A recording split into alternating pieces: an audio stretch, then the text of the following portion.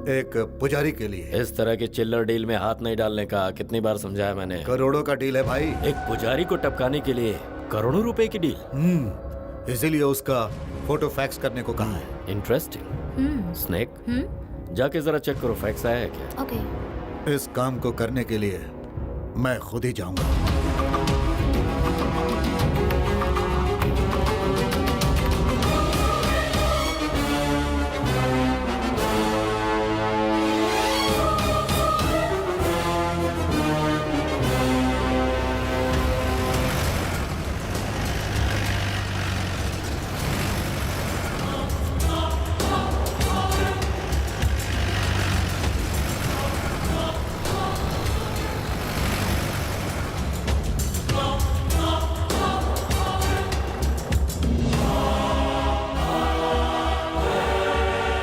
पुजारी को मारने के लिए हमारे धंधे में पहली बार करोड़ों की सुपारी मिली है। निशाना चूकना नहीं चाहिए। निशाना सीधे उसके सर पर लगाना। जरा हम भी तो देखें ये करोड़ों की चीज है कौन।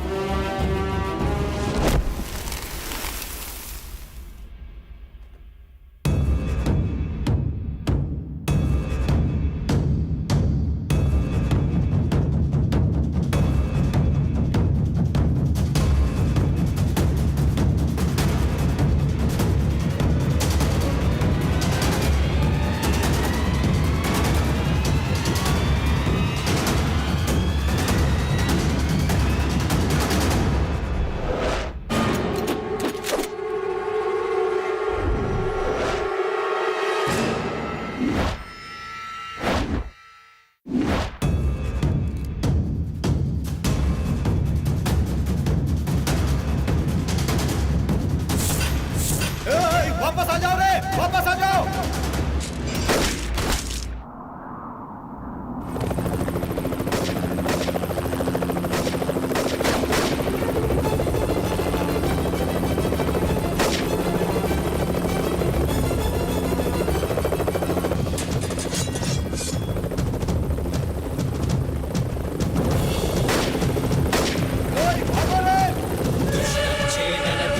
ध्वंसन विशृंख दीक्षण संहितोद्यम संहार यज्ञमशिष्ट रक्षण धर्मार्थ स्थापन छेदन विकार ध्वंसन वैरिजुम्भण विशृंख दीक्षण संहितोद्यम संहार शिखर धूम धूम धूम धूम तेजसो विलय धूम धूम धूम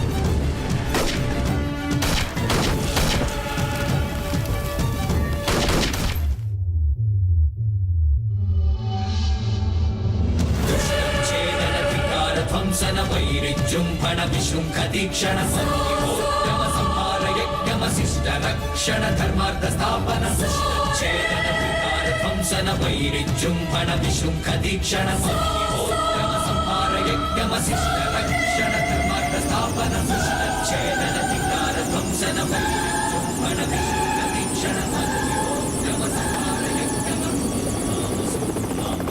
शिखर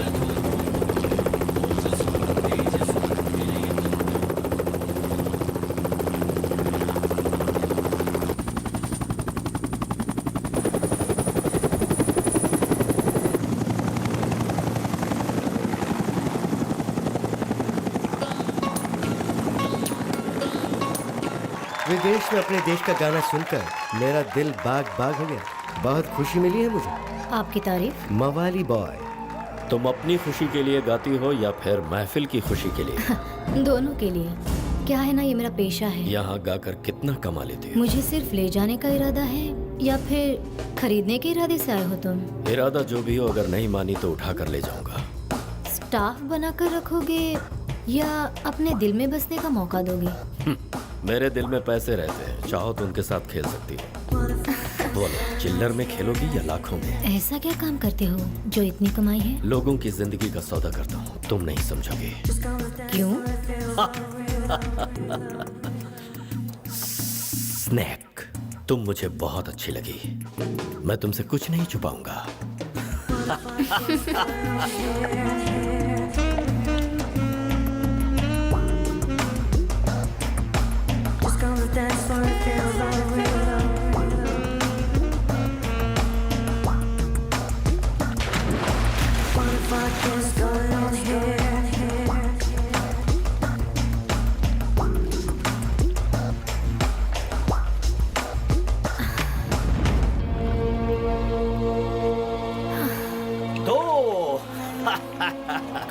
Come on, 4. Yes, 4. अब देखो, बोल्ड होगा, बोल्ड। बोल्ड। सिक्स सेंस है? नहीं, फिक्स सेंस है। अब कौन आएगा बताओगी? समीर। नो बेबी, खुशवंत आएगा। ग्राउंड पर प्लेयर्स मेरे कहने के मुताबिक ही आते हैं। 1 ball to go, 6 runs to win, last wicket. Come on. Ball! Wow! Come on, baby. You tell me one thing. इस मैच फिक्सिंग में तुम कितना पैसा कमा लेते हो? मैं गेम फिक्स करता हूँ पैसा कमाने के लिए, पब्लिक को उल्लू बनाने के लिए। उन लोगों के लिए क्रिकेट ही सब कुछ है और मेरे लिए पैसा। टीम जीतती है तो पूरा देश सेलिब्रेट करता है और हार गए तो सभी मुंह लटका लेते हैं। और स्पेशली ये जो इंडियन प्लेयर्स हैं ना, उन लोगों को हार्ड कैश नहीं चाहिए और थ्रेटनिंग कॉल्स भी नहीं चाहिए। उनके होटल के रूम में चीयर गर्ल्स को भेजकर उसका हम फुटेज बनाते हैं और फिर सारे प्लेयर्स हमारे इशारों पर नाचते हैं। मैं हूँ थर्ड अंपायर। तुम्हें इंडियन से इतनी नफरत क्यों है? क्योंकि इंडिया ने ही मेरे सिटीजनशिप को कैंसिल किया है। इसीलिए मेरी ख्वाहिश है कि वहाँ का हर सिटीजन टेंशन, डिप्रेशन और सेपरेशन की आग में चलता रहे। पूरे देश भर में असली नकली के फर्क ना होने वाले फेक करेंसीज चलने चाहिए। पूरे इंडिया की आर्थिक स्थिति को मुझे छिन्न भिन्न करना है। देश का हर एक इंसान पैसे पैसे के लिए मोहताज बन जाए। Wonderful plan, don't worry. तुम्हारी खातिर, उस देश के खातिर मैं कुछ भी करने के लिए तैयार हूँ।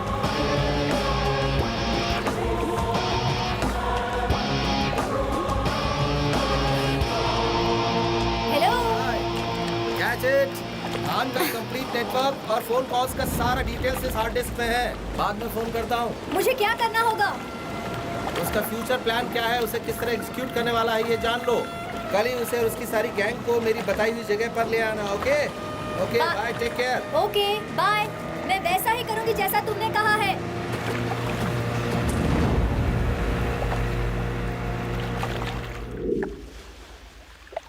भाई, लास्ट मंथ सिर्फ नॉर्थ जोन का ही काम हुआ था। सिर्फ 200 करोड़ की ही रेवेन्यू जनरेट हो पाई है भाई। इतना कम होने के बावजूद इस महीने का कंसाइनमेंट अभी तक नहीं आया है। सैम्यूल, इब्राहिम, शेट्टी, वाहिद, अब तक किसी ने भी कांटेक्ट नहीं किया है भाई। इसकी वजह अंडरवर्ल्ड में अलेक्जेंडर नाम के एक नए बंदे ने एंट्री लिया है। वो कहाँ से आया, पहले क्या करता था, उसकी पहचान क्या है, ये किसी को नहीं पता। वो बहुत बड़ा खिलाड़ी है। जो काम किसी के बस का नहीं, उसमें वो बेझिझक हाथ डालता है। First time middle east, south east, western mafia, Italian mafia, सबको उसने खुश रखा हुआ है। टनों के हिसाब से माल सप्लाई कर रहा है, वो भी कम रेट में। शॉर्टकट में लॉन्ग टर्म की प्लानिंग कर रहा है भाई वो। मार्केट को एकदम सस्ता करके हमें हफ्ता देने वालों को भी उसने अपने कब्जे में करने का प्लान बनाया भाई। कल अगर उसका डील ओके हो गया तो भाई हम लोग मुश्किल में आ जाएंगे। अब तक जितने नेटवर्क को तुम एस्टैब्लिश करते आए हो, वो उसे अपने कब्जे में ले लेगा। उसे ऐसा मौका मत दो भाई, मैं ही उसे जाकर भून देता हूँ। तुम्हें जाने की जरूरत नहीं। Snake, you are right. हमारा कोई भी आदमी जाएगा तो वो अपना प्लान चेंज कर देगा, इसीलिए तुम्हारा जाना बेटर है।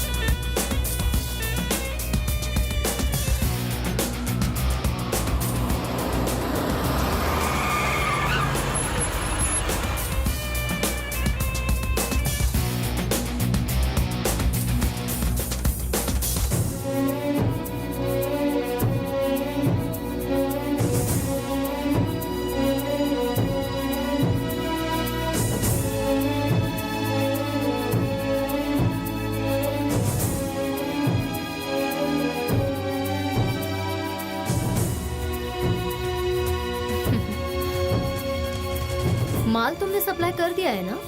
अब चलो निकलो यहाँ से। ओह, जाने के लिए बहुत तकलीफ हो रही है? तो लो, यही पेमेंट है। रास्ते के खर्चे के लिए। हाँ, मेरे दिए हुए माल के लिए और रास्ते के खर्चे के लिए। ये कॉइन बहुत कॉस्टली है, थोड़ा सा चीप चाहिए था मुझे, और सबसे सस्ती तुम्हारी जान है।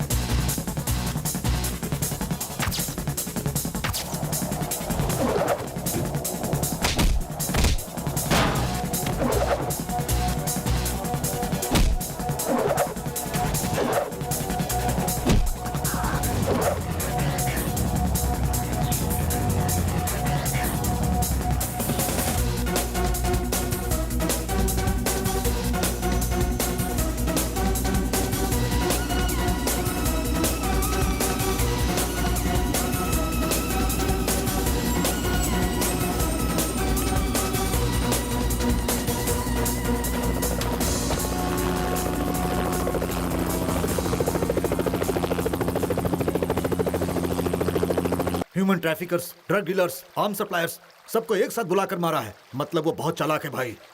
हमारी कंपनी डूब रही है, पूरा नेटवर्क बिगाड़ दिया उसने। आप उसे नेगलेक्ट कर रहे हैं, तभी वो उछल रहा है। मैं उससे मिलना चाहता हूँ, मुझे उसे एक बार देखना है। मीटिंग फिक्स करो।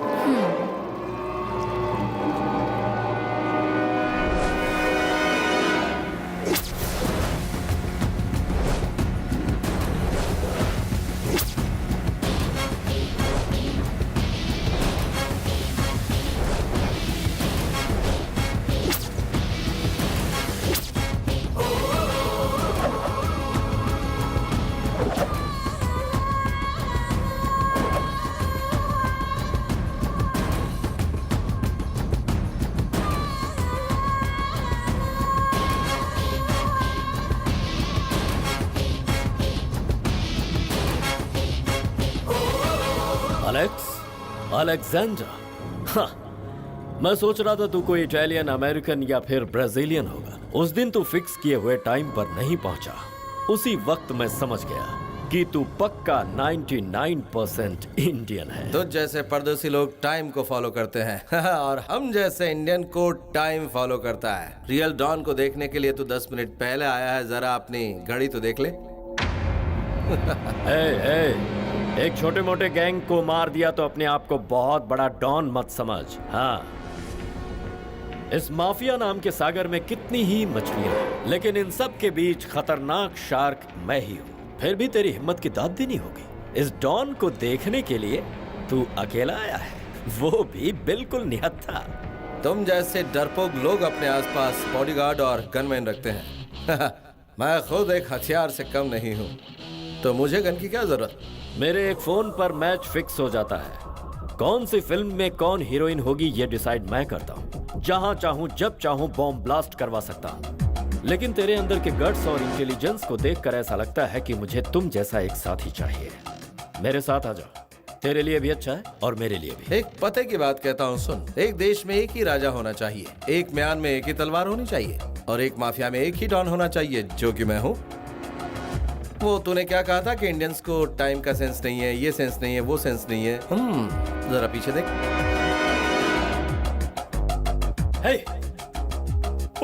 पुलिस! हम दोनों मिलने वाले हैं, ये खबर पुलिस को मिल चुकी थी, तो वो हमसे उलझने आ गई। हम दोनों में से जो बच निकलेगा वही कहलाएगा रियल डॉन।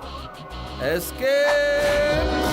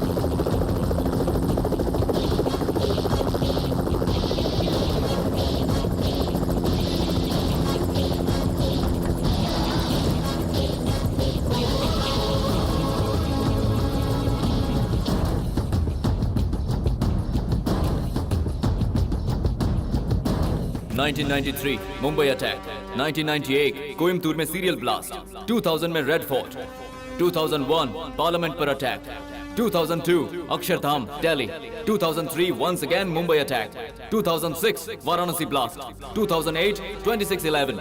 इस तरह से पिछले 25 सालों से हमारे देश पर ही ऐसे अटैक पर अटैक क्यों होते जा रहे हैं? ये सब सिर्फ पिछले 25 सालों से नहीं हो रहा है सर, बल्कि पिछले हजारों सालों से हमारे देश पर आक्रमण होते आ रहे हैं। इब्राहिम लोदी, अलाउद्दीन खिलजी, मोहम्मद गोरी, बाबर, औरंगजेब, चंगेज खान से लेकर आजकल के जमाने में दाऊद इब्राहिम, छोटा शकील, अफजल गुरु, अजमल कसाब, यासिन भटकल, 7वीं शताब्दी से लेकर 21वीं सदी तक हमारे देश पर हमले होते आए हैं सर। पिछले दिनों हमारे देश पर जो हमला हुआ था उसके पीछे अमानुल्लाह खान का हाथ है सर। वो माफिया का खेल खेल रहा है तो हमें भी माफिया का खेल खेलना चाहिए। टेररिज्म का आंसर टेररिज्म ही है। No arrest, no judgement, no VIP treatment, only full and final settlement sir.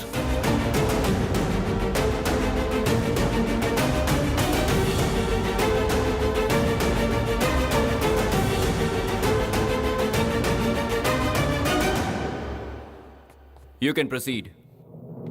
उस दिन तुमने खान को शूट करने के बाद उसके गैंग के बचे हुए लोग तुम्हें कहाँ मिलेंगे ये इन्फॉर्मेशन मैंने तुम्हें दी।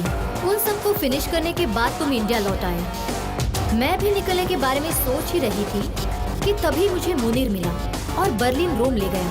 वहाँ खान को दफनाने की तैयारी चल रही थी। सबसे शॉकिंग बात तो ये हुई कि मेरे सामने अमनुल्लाह खान की डेड बॉडी पड़ी हुई थी और उस डेड बॉडी पर अमनुल्लाह खान ही फूल चढ़ा रहा था।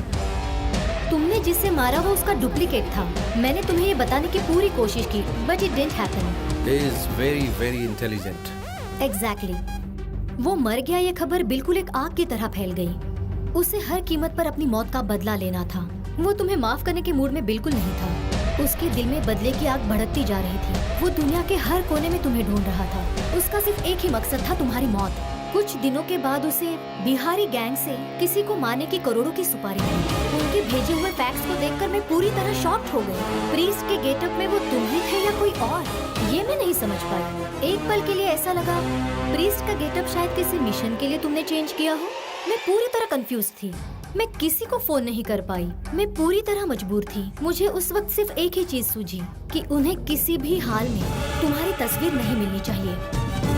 फाइनली मुनीर तुम्हें मारने के लिए इंडिया आ रहा है। जैसे ही ये बात मुझे पता चली, मैं किसी तरह वहाँ से निकल भागी और तुम तक पहुँचकर तुम्हें बचाना मेरा मिशन बन गया।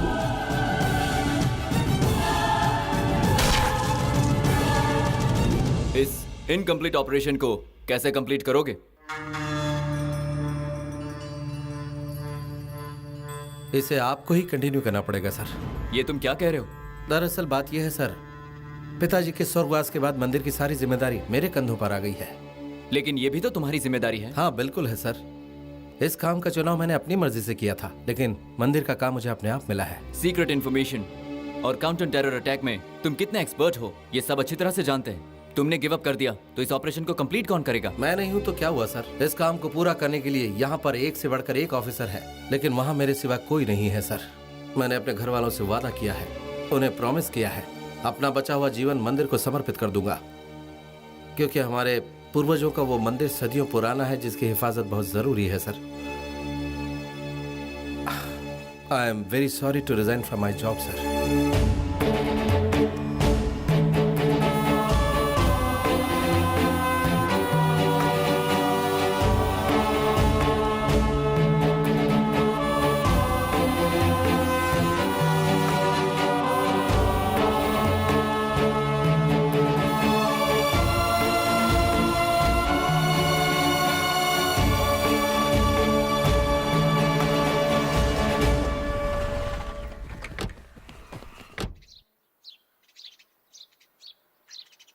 नमस्ते। अरे कैसे हो शर्मा जी? मैं ठीक। घर में सब कुशल मंगल? सभी लोग ठीक हैं। हाँ। आपका पोता रॉ का एजेंट है, ये सुनकर बड़ी खुशी ये लीजिए हुई। बाबूजी। मैडम जी नमस्ते। नमस्ते। आपके पोते के बारे में आपको पहले से पता था? अरे नहीं, लेकिन वो जो भी करता है अच्छा ही करता है। वो घर पे है क्या? मुझे उनसे मिलना था। वो ऊपर है, तुम्हारा इंतजार कर रहा है। जाओ मिल लो। जी ठीक है। सर मुझे आपको कुछ बहुत ही ज़रूरी बातें बतानी हैं। हाँ जरूर बताइए सर। आप रिज़ाइन करके आए हैं, मुझे ये बात पता चली है, लेकिन उसे एक्सेप्ट ना किया जाए। मैंने बड़े अधिकारियों से ऐसा रिक्वेस्ट किया है। उसका कारण ये है कि आजकल जो क्राइम चल रहा है उसे हम लोग कंट्रोल करने की बहुत कोशिश कर रहे हैं, लेकिन कामयाबी नहीं मिल रही है। सिर्फ इतना ही नहीं, इस मंदिर की जमीन पूरे 100 एकड़ तक फैली हुई है और इस पवित्र जमीन पर चंदन की लकड़ियों की स्मगलिंग हो रही है। ऐसा कंप्लेंट आपके पिताजी ने दिया था, जो अभी तक पेंडिंग पड़ी हुई है सर। इस सारे काम के पीछे भूतनाथ का हाथ है सर। उसकी पहुंच सेंट्रल तक होने की वजह से हम उसका कुछ भी नहीं बिगाड़ पा रहे हैं सर। आपने जिस तरह से इंटरनेशनल माफिया को धूल चटाया है, उसी तरह से इस केस को भी हैंडल करेंगे तो हमारे डिपार्टमेंट को भी हिम्मत मिलेगी सर। आप एक काम कीजिए सर, इस ऑपरेशन के लिए मुझे 10 अच्छे काबिल ऑफिसर्स दे दीजिए। आगे क्या करना है ये मैं देखता हूँ।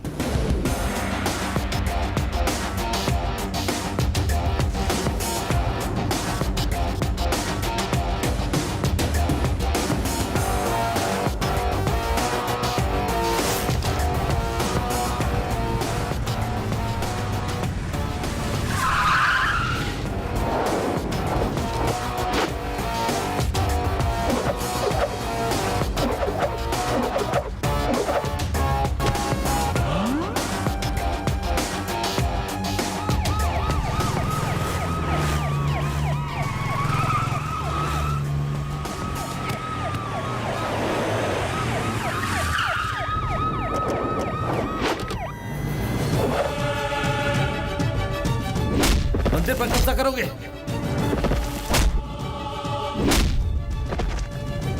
तुम्हारी इतनी हिम्मत, देवस्थानों पर कब्जा, वो भी मेरे होते हुए देवस्थान पर नजर डालोगे?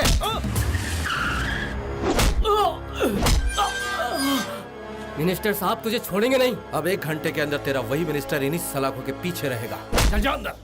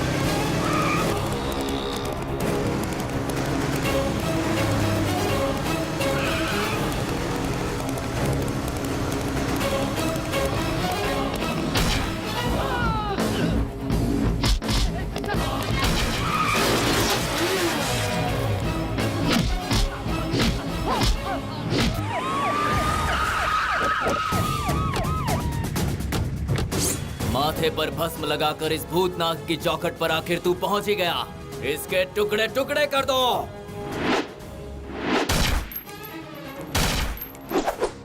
दूसरों के माथों पर भस्म देखकर तेरे तन बदन में आग लग जाती है ना?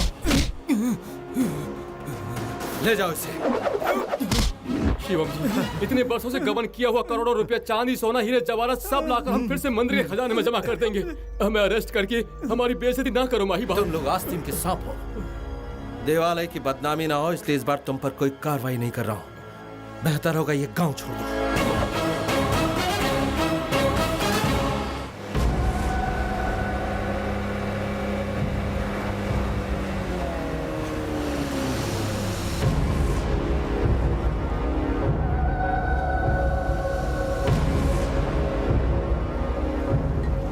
पूरे 5 घंटे से मैं तुम्हारा यही इंतजार कर रहा हूँ। कहाँ गई थी स्नैक? हाई स्टडीज के लिए इंडिया आए हुए 300 जिहादी स्टूडेंट्स के रहने का इंतजाम करने के लिए मैं वहाँ गई थी। और कोई सवाल? तो ये स्नेक नहीं है, तुझे अंदाजा भी है कौन है? हाँ? मेरे दिल का टुकड़ा है ये। ला ला गल्ला गल्ला, दे मुझे, ठोक दूंगा तुझे।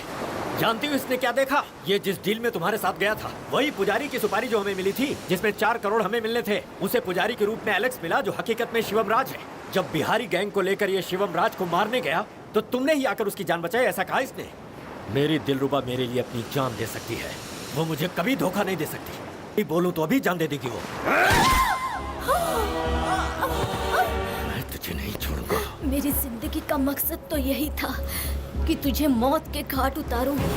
जिस दिन तू माफिया से टेररिज्म में टर्न हुआ, इंडिया पर अटैक शुरू कर दिए, उसी दिन शिवम ने तुझे टारगेट बनाकर एलेक्स बनकर यहाँ एंट्री ली। तेरी माफिया से तुझे ही धूल चटाई। तुम्हारे डुप्लीकेट के बारे में हमें देर से पता चला, इसलिए लिए अब तक तेरी सांसें चल रही है।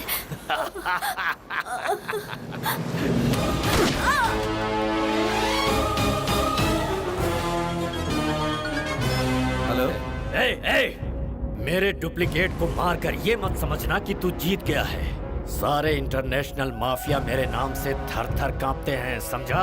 अच्छा सुन, तू एक काम कर, तेरे मरने के दिन बहुत करीब आ रहे हैं, इसलिए तू ऐसा कर कि सारे अंडरवर्ल्ड वालों को अपनी मौत की दावत दे दे। हाँ, कोई कमी मत करना, कोई कंजूसी नहीं, उसके बाद तो निकल जाना, ठीक है ना? अबे अकल के दुश्मन, उससे पहले मैंने मंदिरा को क्यों मारा ये सवाल नहीं पूछेगा क्या? मेरा धंधा, मेरी इमेज, मेरा कारोबार सब कुछ बर्बाद करके तू कहीं जाकर छुप जाएगा और मैं तुझे ऐसे ही छोड़ दूंगा। तू इस गलतफहमी में जी रहा है क्या? मैं जिंदा हूँ ये जानने के बाद तुझमें मेरे सामने आने की हिम्मत ही नहीं है। मंदिरा की जान मैंने ली है ये सुनकर भी बदला लेने के लिए तू मेरे पास नहीं आएगा। इतना बड़ा नामर्द है तू। इस मंदिर की जिम्मेदारी मेरे कंधों पर नहीं होती तो मैं वहाँ जरूर आ जाता। तेरे आने तक इंतजार करने का वक्त नहीं है मेरे पास। अबे तुझे तो मैं हरगिज नहीं छोड़ूंगा, मैं खुद आ रहा हूँ। जिस मंदिर के लिए तू अपनी नौकरी छोड़कर इस्तीफा देकर दुबक कर बैठा है ना, वहीं पर आकर मैं तेरे साथ उस मंदिर को शमशान बना दूंगा और तुझे भी वहीं गाड़ दूंगा। तेरी तो चुप बे शैतान की औलाद, तुझ जैसे लोग सदियों से वही काम करते आए हैं। मंदिर तोड़ो और खुद को महान समझने की गलती करो, कभी खुद का तो कुछ नहीं बना सके। अगर तुझ में वाकई इतनी हिम्मत है तो आजा, आजा सामने। ज्यादा मत भाग। मंदिर उड़ाना तो दूर की बात है, सिर्फ यहाँ की एक ईंट को छू के दिखा। आ रहा हूँ तेरे पास।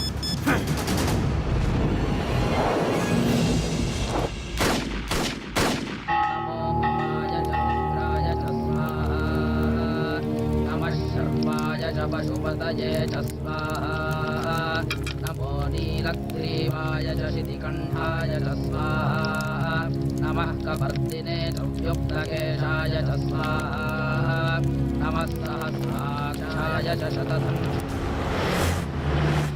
नमो गिरिशाय च शिवे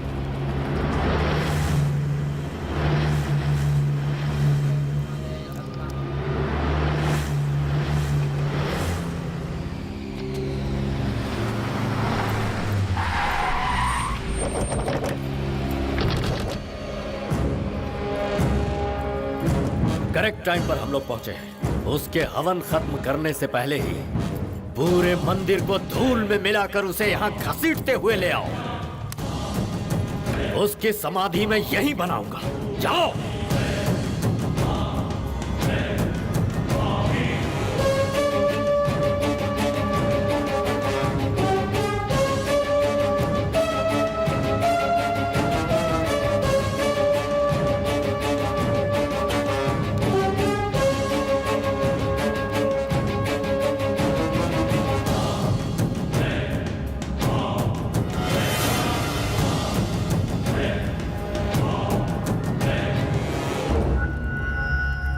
शिवम राज, तूने मुझे चैलेंज किया था ना कि इस मंदिर की एक ईंट भी छूकर नहीं दिखा सकता, वो भी इस अमानुल्लाह खान को।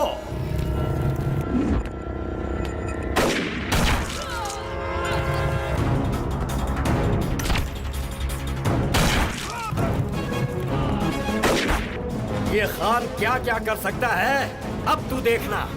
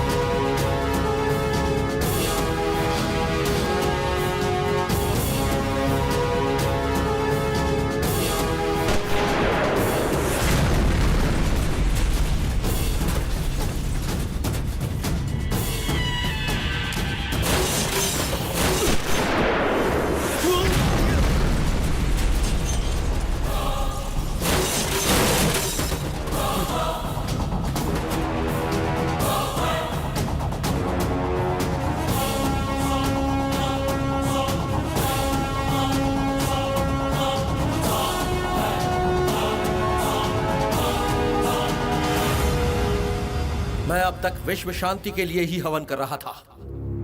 ए, क्या कहा था तू मंदिर को धूल में मिलाएगा? हाँ, त्रिनेत्र तक पहुंचने से पहले तुझे इस नंदी महाराज को पार करना होगा। आजा।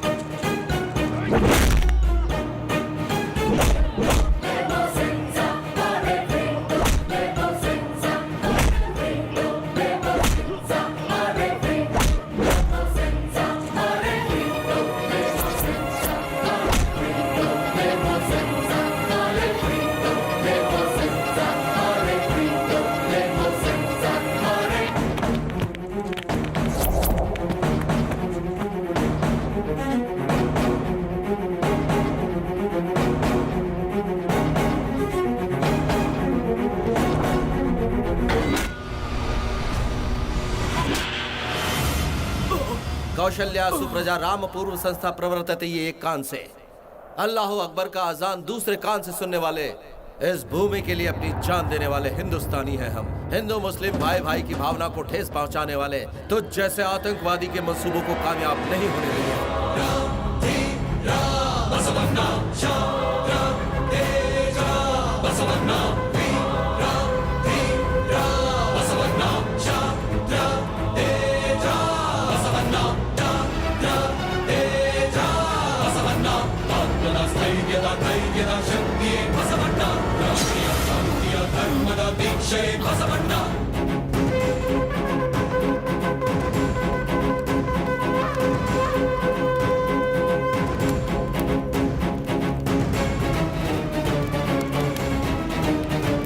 हमारी धरती का कोना कोना, चाहे वो किसी भी धर्म का क्यों ना हो, हर किसी का फर्ज है कि उसे अपने गले से लगाकर एक पवित्र भूमि माने। मंदिर हो या मस्जिद, गिरजाघर हो या गुरुद्वारा, या फिर कोई भी धार्मिक पूजा स्थल क्यों ना हो, हर स्थान पवित्र होता है। उसकी रक्षा करना हर इंसान का कर्तव्य है। धर्मो रक्षति रक्षितः।